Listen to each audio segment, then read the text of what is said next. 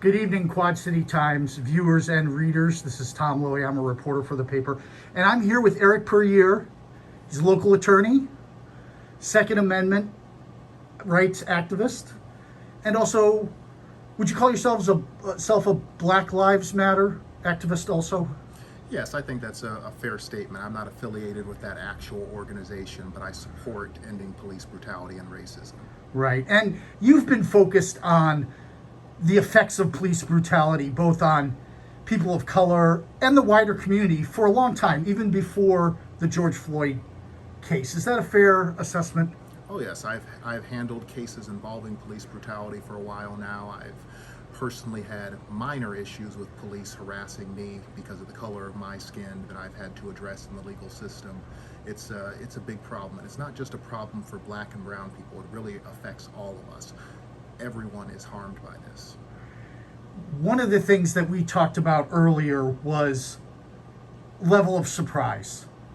When the verdict in the Chauvin case came in and there were 3 counts, all guilty, the first thing I asked you was, were you surprised?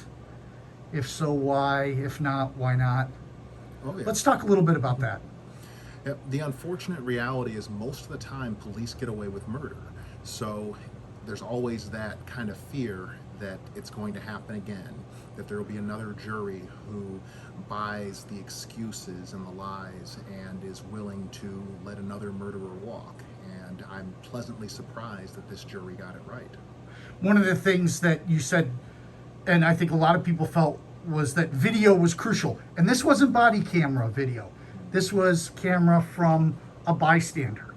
Talk to me about that, how you feel about that. Yeah, that 17-year-old girl who recorded that video, that just is a very courageous thing to do.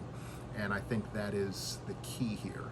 If it was just the police who get to keep their own body camera footage, who can hide it, who can delete it, we probably would never have known what really happened here. And so that bystander video is just so key. Last thing I want to talk about is change.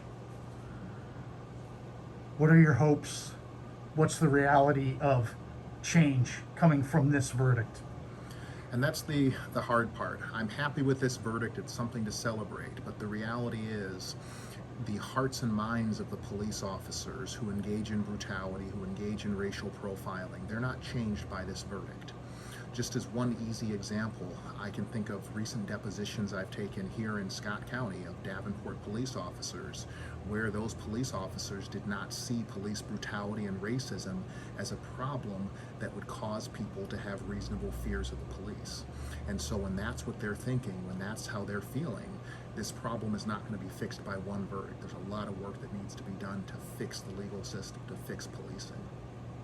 Thank you for your time this evening. We really appreciate it. You stayed late for us to comment on this case, and we appreciate it very much. Thank you.